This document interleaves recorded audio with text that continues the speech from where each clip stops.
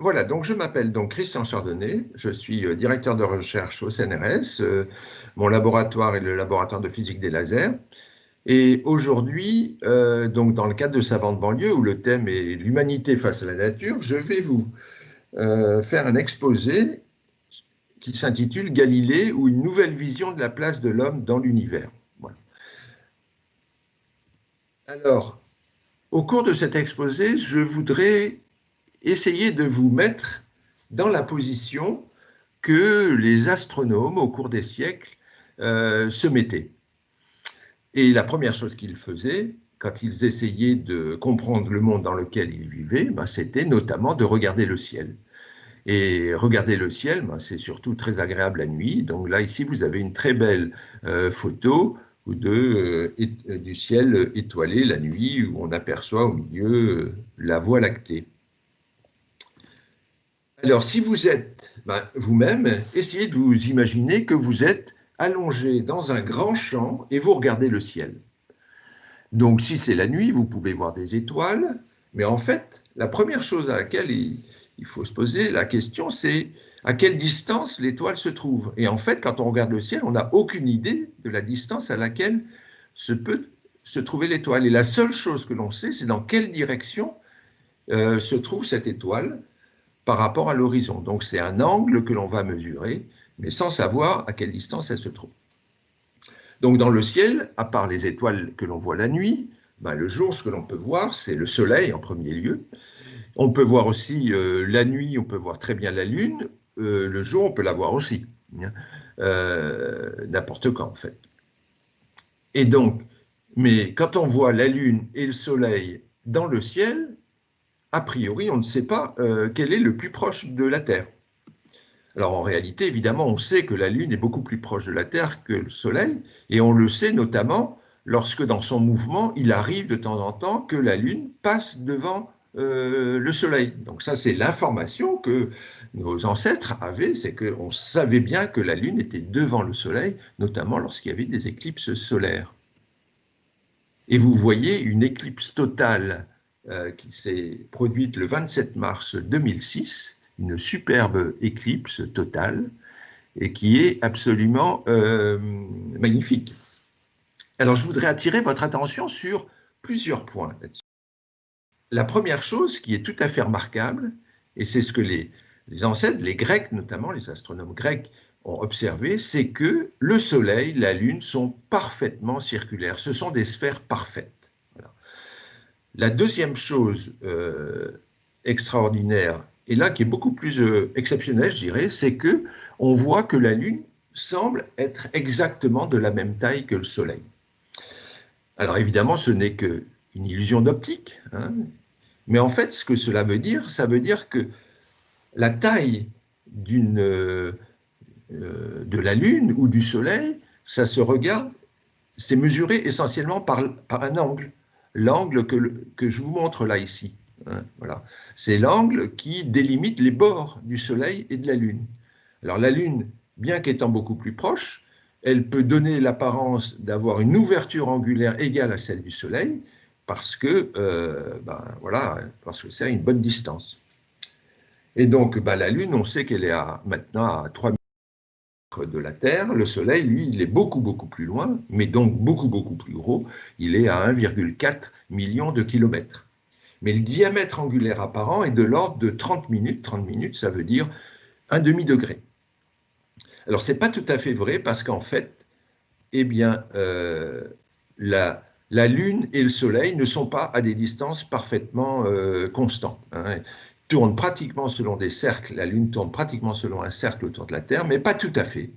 Et donc, si la Lune est un petit peu plus loin, eh bien, dans ce cas-là, il ne va pas masquer parfaitement le Soleil. Et dans ce cas-là, ça donne une éclipse qui n'est pas totale, mais qu'on appelle une éclipse solaire annulaire. Vous allez être bien d'accord avec moi que ça donne des photos absolument magnifiques. Alors, les éclipses solaires sont très rares. Hein. Il faut des coïncidences pas très fréquentes. Vous avez peut-être Si vous êtes en troisième, c'est pas sûr, vous n'étiez pas né à ce moment-là, mais la dernière éclipse en France totale, c'était en 1999, que j'ai pu voir, qui était une vraie éclipse totale. Elle n'était pas annulaire, et la prochaine est dans quelques dizaines d'années, je crois. Voilà, donc c'est vraiment pas fréquent, mais il y en a. Si on accepte de se déplacer à la surface de la Terre, on peut en voir peut-être une tous les ans ou tous les 2-3 ans, mais ça peut être, il faut parfois voyager. Voilà. Alors, beaucoup plus fréquents sont les éclipses lunaires. Là, c'est lorsque la Terre s'interpose entre le Soleil et la Lune, et dans ce cas-là, eh bien, la Terre étant beaucoup plus grosse en proportion, donc la Lune va pouvoir rentrer dans l'ombre de la Terre, donc de temps en temps, on verra de façon partielle la Lune, etc. Alors, je vais vous montrer ici une très belle éclipse lunaire qui a été, entre guillemets, filmée au-dessus de l'acropole, comme les Grecs étaient capables de le voir, ça simule ça. Et regardez bien comment la Lune va disparaître et réapparaître. Ce qui est surtout important à regarder, c'est lorsque ça va réapparaître, parce que là, le contraste est très bien et on va voir l'ombre de la Terre. Regardez bien l'ombre de la Terre sur la Lune. Alors, attendez, voilà, ça va partir.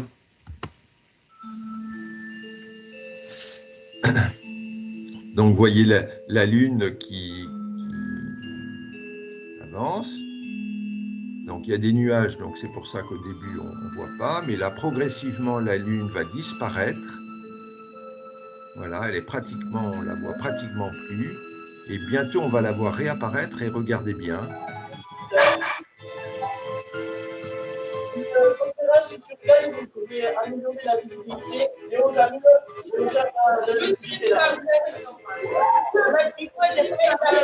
oui, j'arrive. Voilà.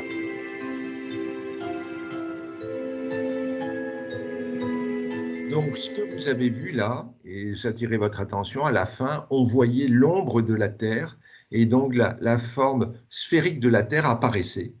Et c'est Aristote qui a souligné à l'époque que l'on voyait l'ombre de la Terre sphérique et qui montrait bien que la Terre était ronde. Alors maintenant, je reviens à mes étoiles qui sont très loin, et si on est dans un champ comme cela, avec deux personnes un peu distantes, eh bien, on voit les étoiles à peu près au même endroit, suivant un angle alpha. Et si on voit une autre étoile, c'est un autre angle bêta, mais on voit pratiquement le même ciel, en fait, c'est comme cela, si on est un peu distant. Et cet angle-là, en fait, il est repéré par rapport à l'horizon. Donc ça, c'est pas très surprenant, on se déplace un peu, on voit le même ciel, ok, on sait c'est très long. Mais maintenant, supposons que on est dans des villes qui sont très distantes. Donc Rhodes et Alexandrie. Alexandrie, c'est en Égypte, Rhodes, c'était en Grèce. Et si la Terre était plate, qu'est-ce qui se passerait? Eh bien, si on a une étoile qui est située à l'horizon, l'horizon à Alexandrie et à Rhodes est exactement le même, puisque la Terre, si elle était plate. Mais en fait, on sait qu'elle est ronde. Et dans ce cas-là, ben, quel est le ciel que l'on voit? Le ciel est délimité par l'horizon. L'horizon, c'est la tangente à la Terre. C'est ce qui est représenté là. Donc les Grecs faisaient beaucoup de géométrie. Thalès était passé par là, vous êtes en troisième, donc vous connaissez peut-être, même si on est en début d'année, le théorème de Thalès. Donc, c'est beaucoup de géométrie. Et donc là, on a, vous voyez, donc une constellation. Et puis, j'ai représenté également une étoile qui est juste à hauteur de l'horizon. Ici, là, vous le voyez, à cet endroit-là. Maintenant, si on est à Alexandrie, donc par rapport au centre de la Terre, Alexandrie et Rhodes sont distants d'un angle alpha. Mais le ciel vu à Alexandrie, c'est celui-ci. On voit la tangente. Et dans ce cas-là, on voit toujours la constellation. L'étoile qui était à l'horizon, voilà, eh bien, n'est plus à l'horizon d'Alexandrie. Et donc, on voit un ciel qui est radicalement différent, qui est déplacé. Et on peut voir d'autres étoiles, ici, celle-ci, que l'on ne voyait pas à Rhodes. Et donc, c'est comme ça qu'on savait bien que la Terre n'était pas plate. Et en fait, c'est beaucoup plus fort. Ératosthène une centaine d'années après Aristote, a été capable de mesurer la circonférence de la Terre. Alors comment est-ce qu'il a fait? Il avait remarqué que Sienne, au moment du solstice d'été, c'est-à-dire là où le soleil est le plus haut dans le ciel, eh bien le soleil les rayons du soleil allaient jusqu'au fond du puits. Donc les rayons du soleil étaient parfaitement verticaux. Alors que Alexandrie, qui était un peu plus au nord, l'ombre d'un bâton vertical à Alexandrie formait un angle de 7,2 degrés et c'était interprété par Ératosthène comme l'angle entre entre Sienne et Alexandrie par rapport au centre de la Terre que l'on voit ici, qui est représenté ici. Et donc là, après, c'est de la simple géométrie. Eh bien, connaissant la distance entre Sienne et Alexandrie, eh bien, Ératosthène a été capable de trouver que la circonférence de la Terre était de l'ordre de 40 000 km. C'est absolument extraordinaire parce qu'il est tombé pratiquement sur la valeur exacte. Alors que pour faire ce calcul, il fallait connaître la distance Sienne-Alexandrie, et ça, ce n'était pas très simple. Et pour cela, on utilisait des caravanes de chameaux qui marchaient avec des pas extrêmement réguliers, et comme cela, voilà. Mais bon, visiblement, il a eu sans doute un petit peu de chance, il est tombé sur pile la bonne valeur. Donc, on sait depuis très longtemps que la Terre est plate et ronde, et en plus, on a été capable de mesurer son rayon. Mais même avant cela, les navigateurs phéniciens, et je termine là-dessus sur ce sujet-là, donc là c'est 500 ans avant Jésus-Christ, savaient que la Terre n'était pas plate. Alors, et je vous parle de ça parce que vous pouvez en faire l'expérience de manière assez simple si vous allez sur un bateau. Alors, il faut savoir que si vous êtes si vous êtes sur une plage, vous regardez l'horizon, vos yeux sont à peu près à 1,50 m au-dessus de la mer, et dans ce cas-là, vous voyez l'horizon jusqu'à 4 km à peu près.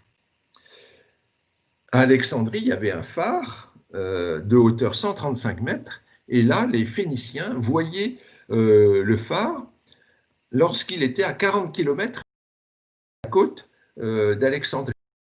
Et ils avaient remarqué que lorsqu'ils voyaient les montagnes, ils voyaient les sommets des montagnes avant le pied des montagnes. Et ça, c'était une indication très claire que la Terre n'est pas plate. Et donc, moi, je vous encourage à faire cela. Vous allez en bateau, vous regardez l'horizon, et eh bien, vous allez constater que vous verrez le relief en hauteur bien plus tôt que la plage elle-même. Voilà.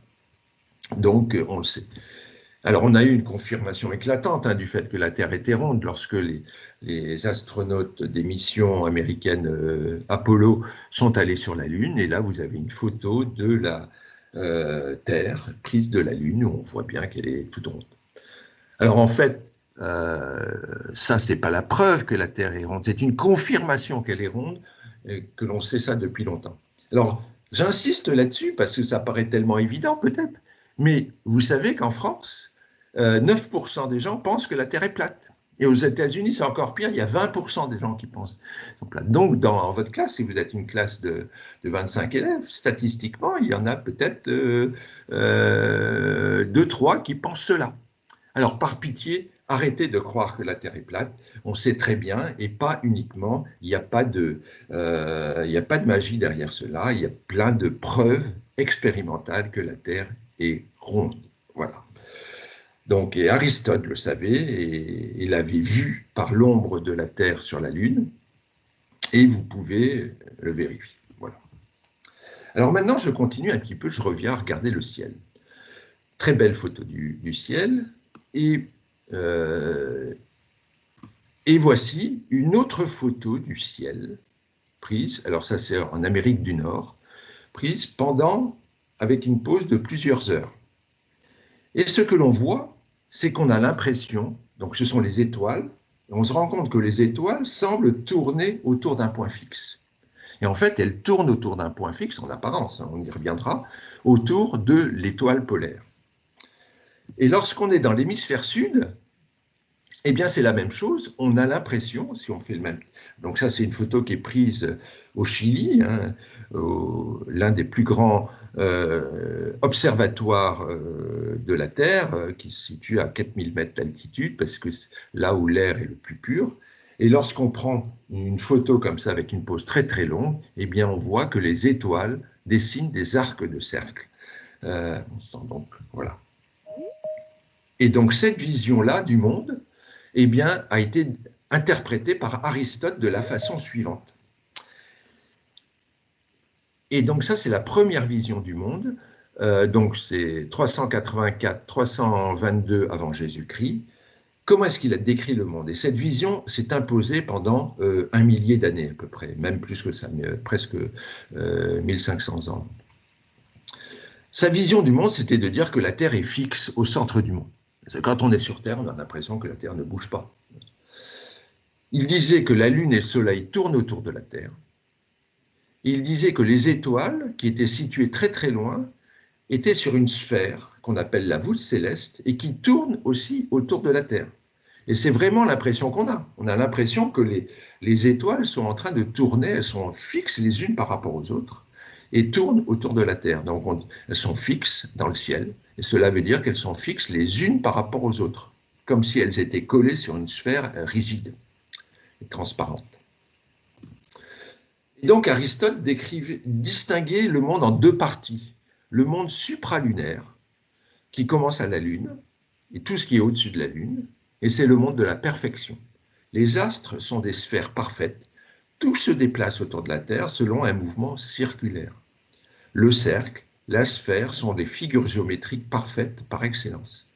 Et les Grecs adoraient la géométrie, hein, et c'était des esthètes. Et donc les formes les plus pures qui existaient pour eux, c'était le cercle, la sphère. Et en dessous de la Lune, c'est le monde sublunaire. Et donc ça inclut quoi? La Terre et tout ce qu'il y a entre la Terre et la Lune, qui est considéré comme un monde impur. Ben, la Terre, justement, ce n'est pas une parfaite sphère, parce qu'il y a des montagnes, il y a des vallées, etc. Et on considérait que les lois de la nature étaient différentes. Hein, par exemple, un objet qui est lancé en l'air retombe sur Terre. Dans l'espace, les astres se déplacent suivant des courbes très très régulières. Donc le monde sublunaire et supralunaire, tel que proposé par Aristote, ressemble à quelque chose comme ça. Vous avez le Terre au centre du monde, vous avez la Lune qui tourne autour de la Terre et qui délimite le monde sublunaire et supralunaire. Et après, un peu plus loin, vous avez le Soleil qui tourne autour de la Terre, puis des planètes, Mercure, puis Vénus, puis Mars, puis Jupiter, puis Saturne, qui étaient les planètes connues à l'époque, et qui tournent donc autour de la Terre en s'éloignant de plus en plus. Et encore beaucoup plus loin, il y avait ce qu'on appelle la sphère des étoiles fixes, toute une série d'étoiles qui sont fixes sur une grande sphère qui tourne également autour de la Terre. Alors l'Église adopte la vision aristotélicienne du monde. Ça s'est passé en deux étapes. Tout d'abord, c'est saint Thomas d'Aquin, donc au XIIIe siècle, qui a proposé à l'Église cette vision du monde pour essayer de concilier la religion et la science, et la vision du monde, telle que les scientifiques de l'époque l'avaient. Donc l'homme a été créé par Dieu, ça c'était sûr. L'homme est une créature unique, et Dieu a forcément placé l'homme et donc la Terre au centre du monde. Et tous les objets célestes tournent autour de la Terre. Donc voilà, Thomas d'Aquin avait proposé cette vision qu'on appelle la philosophie scolastique, qui s'appuie sur la vision d'Aristote. Et il aura quand même fallu 3 siècles pour que ceci soit accepté par l'Église au travers du Concile de Trente, qui actualise les dogmes de l'Église et qui adopte donc cette représentation du monde proposée par Thomas d'Aquin. Mais en fait, il y avait quand même un gros problème avec cette vision du monde. Donc, comme je vous l'ai dit, entre la Terre et les étoiles, hein, et au-delà du Soleil, il y a des planètes. Et ces planètes, en fait, elles tournent autour de la Terre, si on croit que la Terre est fixe, selon des trajectoires qui sont très complexes. Et par exemple, il y a certaines planètes comme Mars qui semblent parfois de temps en temps faire marche arrière. Donc ça ne correspond pas tout à fait à un mouvement circulaire très pur. Et en fait, c'est Ptolémée, qui était un astronome, donc qui vivait au IIe siècle après Jésus-Christ, qui a suggéré de décrire le mouvement de ces planètes suivant un double mouvement circulaire. Donc, si vous avez, je vous montre, j'espère que vous voyez ma petite souris, là, ici, donc la Terre, vous avez un cercle théorique voilà, qui s'appelle le déférent, et la planète elle-même, donc Mars par exemple, tourne autour d'un point virtuel de ce cercle dit déférent, et en même temps que un point de ce cercle tourne aussi. Donc ça fait un double mouvement, et la trajectoire finale s'appelle une cycloïde, et de temps en temps, on peut voir que la planète, vue de Terre, eh bien, va faire marche arrière. Donc voilà, on conserve quand même des mouvements circulaires, mais un petit peu un double mouvement circulaire. Alors le problème, évidemment, c'est que tout ça, ça apparaît très très compliqué. Hein. On ne connaît pas les lois de la physique, certes, mais quand même, on trouvait que c'était compliqué. Et donc donc un certain nombre d'astronomes se posaient des questions, faisaient des observations qui étaient de plus en plus précises, et c'est Copernic qui a dit « ça ne peut plus durer ». Donc ça, on est au XVe siècle, et Copernic propose de remplacer le géocentrisme par l'héliocentrisme. Ça veut dire que la Terre n'est plus le centre du monde, mais il propose que ce soit le Soleil. Alors ça a deux conséquences. Un, que la Terre tourne sur elle-même. Il pense que la Terre tourne sur elle-même. C'est la rotation de la Terre. Et en plus, la Terre, comme les autres planètes, tourne autour du Soleil, selon des trajectoires circulaires. Aujourd'hui, on sait qu'elles ne sont pas tout à fait circulaires, mais c'est très proche. Et la Lune, en revanche, continue à tourner autour de la Terre, ça on l'a toujours pensé. Alors dans ce cas-là, les étoiles sont fixes dans le ciel. Donc maintenant, si je reviens très rapidement à cette photo, là où on avait l'impression que c'était des étoiles qui tournaient, etc., on comprend beaucoup mieux si on accepte que c'est la Terre qui tourne, qui tourne sur elle-même. Et là, ces figures-là, c'est la manifestation du fait que la Terre tourne sur elle-même autour de l'axe formé qui passe par l'étoile du Sud. Voilà, j'entends une classe qui parle, ça serait bien de couper le micro, s'il vous plaît.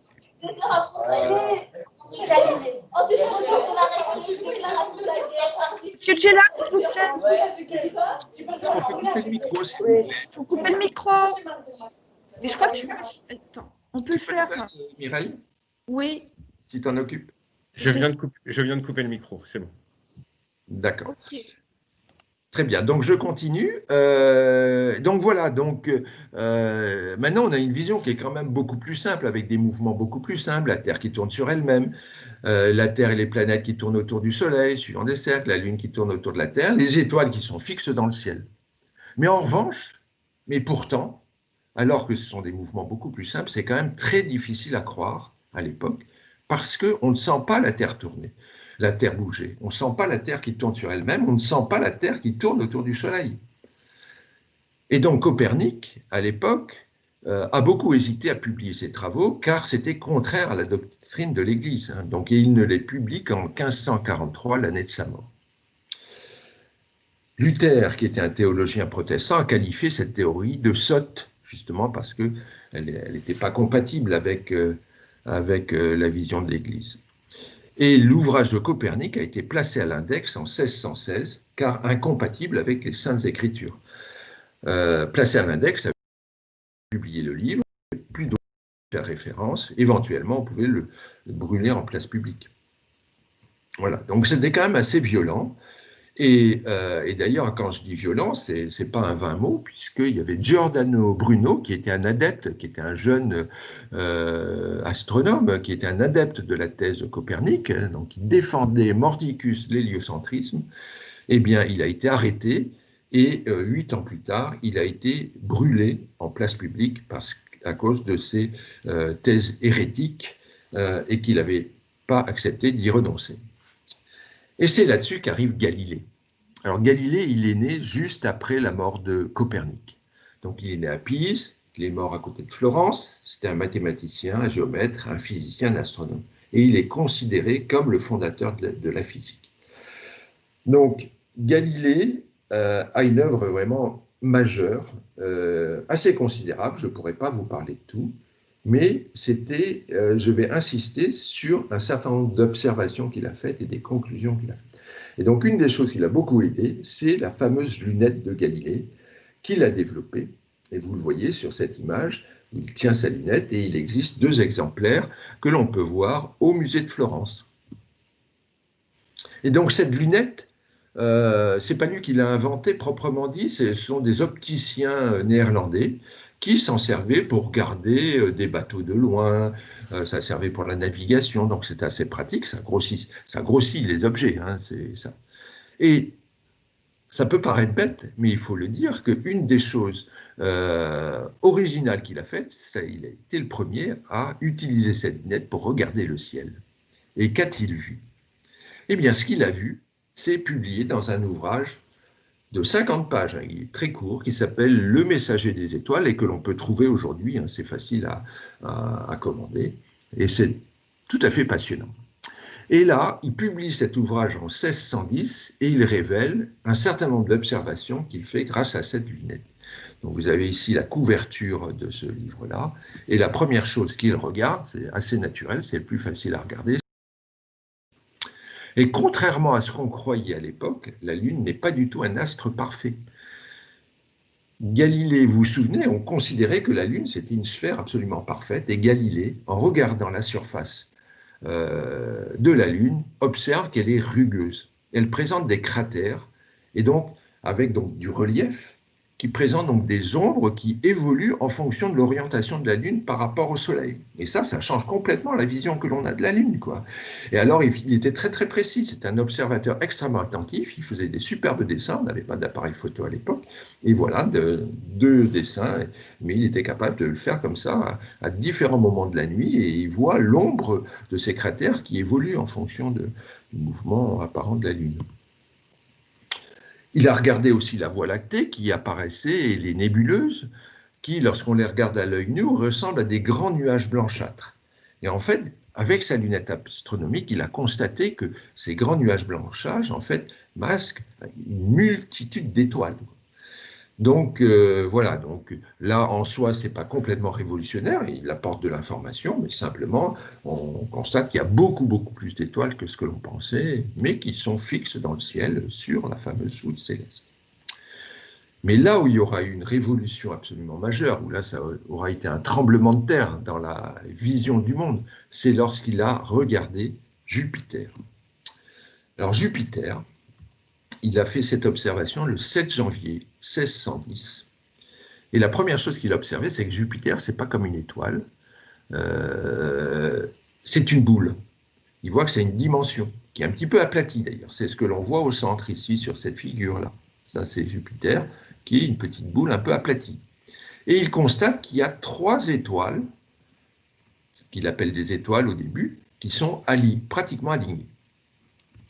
Le lendemain, il fait la même observation, il constate que les étoiles ont bougé par rapport à Jupiter. Alors que ça bouge par rapport à Jupiter, Jupiter c'est une planète errante, hein, c'est un astre errant, donc il bouge par rapport aux étoiles, ça c'est pas surprenant. Mais ce qui est beaucoup plus surprenant, c'est que les étoiles, elles sont pas fixes, les distances entre les étoiles bougent au cours du temps. Bon, le 9 janvier, pas de chance, il y a des nuages, il voit rien. Le 10 janvier, là, il constate qu'une de ces 3 étoiles a disparu, mais il y en a quand même toujours 2 qui sont là, toujours au voisinage de Jupiter, qui suit son mouvement dans le ciel, hein, qui n'est pas du tout fixe dans le ciel, contrairement aux étoiles, hein, puisqu'on sait que c'est une planète. Le 11 janvier, encore différent, le 12 janvier, à nouveau une 3e étoile réapparaît, et le 13 janvier, il y en a une 4e qui apparaît. Et donc, en fait, il va constater qu'il y a le 14 janvier, il y a des nuages, pas de chance, le 15 janvier encore, et il constate, vous voyez, tous les jours, il fait cette observation, il y en a plusieurs pages dans son petit livre, et il constate qu'il y a 4, en fait, étoiles qui sont attachées au mouvement de Jupiter. Et donc, en fait, Galilée a fait la découverte des 4 plus gros satellites de Jupiter, qu'on appelle les satellites galiléens, pour cela, et qui tournent donc autour de Jupiter. Et évidemment, la révolution, c'est que ça prouve que la Terre n'est pas le centre du monde. Il existe des objets qui ne tournent pas autour de la Terre, mais qui tournent autour de Jupiter. Et et la chose il a fait beaucoup de publicité autour de ça. Il y avait plein d'ecclésiastiques qui aimaient bien regarder, utiliser la lunette de Galilée. Donc c'est comme ça qu'il pouvait convaincre qu'il y avait quand même des choses très surprenantes qui allaient à l'encontre de la vision du monde. Donc voilà, donc il en faisait une bonne publicité, et là maintenant, avec des instruments modernes, vous voyez les 4 satellites les plus brillants. Il en existe 79 en réalité, mais ça c'est vraiment les plus gros, les autres ils sont tout petits, qui sont donc au voisinage de Jupiter, qui est donc une planète beaucoup plus grosse là, et qui peut aplatir si vous faites. Avec les missions spatiales, on arrive à faire des très très belles photos de ces 4 satellites, Europe, Callisto, Io, Ganymède, à côté de Jupiter. Les échelles ne sont pas respectées. Jupiter est beaucoup plus gros que ça. Et voilà. Alors Galilée, en fait, était un convaincu, un ardent militant du modèle de Copernic. Donc il a, avec ces observations qu'il a faites là, il disait, bon, voilà, maintenant il faut arrêter de croire que la Terre est au centre du monde, et tout fait penser que, la Terre tourne autour du Soleil. Et donc il donnait plein d'exemples et d'interprétations. Et en particulier, il a expliqué pourquoi, même si la Terre tourne sur elle-même, même si elle tourne autour du Soleil, eh bien, il est normal qu'on ne s'en rende pas compte. Et parce que tout... Hein, ne croyez pas, même si ben, on le saurait, on le verrait. Et donc, c'était un ami du pape Urbain VIII qui lui a demandé d'essayer de comparer les deux mondes, les deux visions du monde, géocentrisme et héliocentrisme, de façon objective. Et donc, c'est ce qu'il a fait au travers de ce livre extrêmement célèbre, que l'on peut trouver aussi facilement, qui s'appelle « Le dialogue sur les deux grands systèmes du monde ». Donc, alors, Galilée était quand même un peu militant, c'est-à-dire, voilà, il était quand même considérablement convaincu par le modèle de Copernic, et donc son livre n'était pas tout à fait sympathique pour le défenseur de la thèse de la Terre qui est le centre du monde. Donc dans son livre, il apparaît clairement qu'il y a une thèse qu'il privilégie, mais ce qui est surtout très intéressant dans cette thèse, c'est qu'il explique pourquoi c'est normal que l'on ne rende pas compte que la Terre tourne sur elle-même, qu'il y a un effet d'entraînement. Donc c'est le début des graves ennuis de Galilée. Et donc en 1633, il y a le procès de Galilée, il est condamné, il échappe à la peine de mort, car il renonce finalement à affirmer que la Terre est en mouvement. Mais malgré tout, il a été assigné à résidence et interdiction de faire la promotion de sa thèse, mais qui a quand même fini par s'imposer. Alors si on veut résumer les grands apports de Galilée, c'est quoi?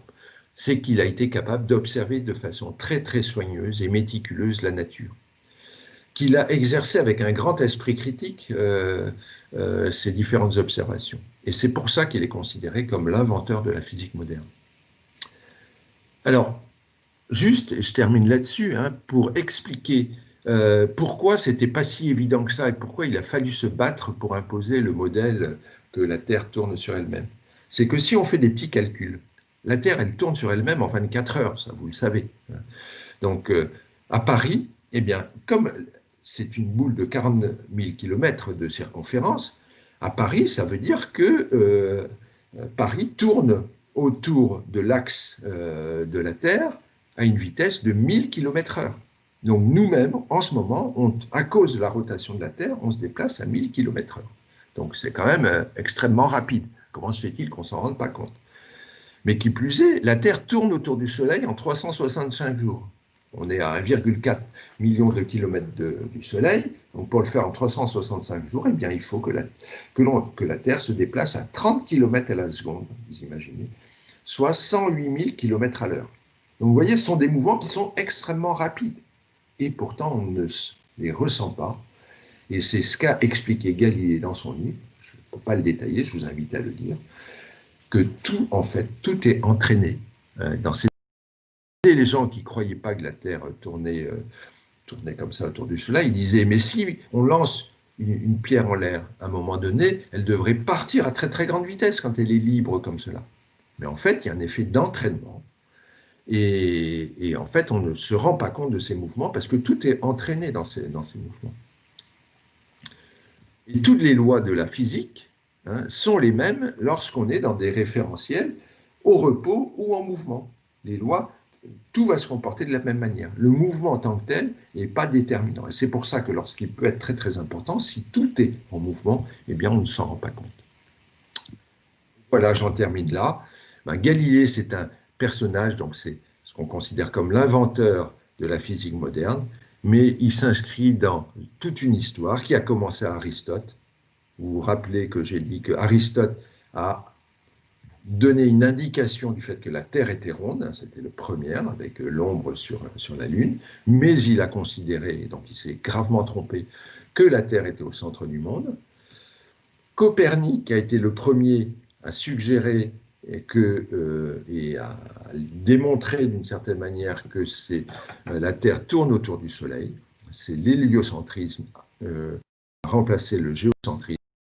Galilée a montré par ses observations que la Terre n'est pas au centre du monde et qu'il y a par exemple, les satellites de Jupiter qui tournent autour de Jupiter, et il a été un ardent défenseur des thèses coperniciennes et a expliqué pourquoi les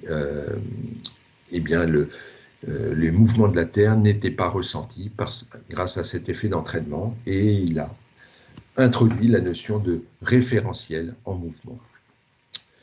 Isaac Newton, qui est né juste après la mort de Galilée, a repris les travaux de Copernic et inventé la théorie de la gravitation. Et enfin, Albert Einstein, donc au XXe siècle, a inventé les théories de la relativité restreinte et générale, mais je termine là-dessus en disant que Einstein était un grand admirateur de Galilée et le modèle des référentiels galiléens reste tout à fait pertinent dans la théorie d'Einstein aujourd'hui et qui est une théorie qui est toujours d'actualité, et elle vient d'être encore mise à l'honneur par le prix Nobel de physique de cette année, qui récompense la découverte des trous noirs qui sont là prévus par la théorie d'Einstein. Voilà, je vous remercie.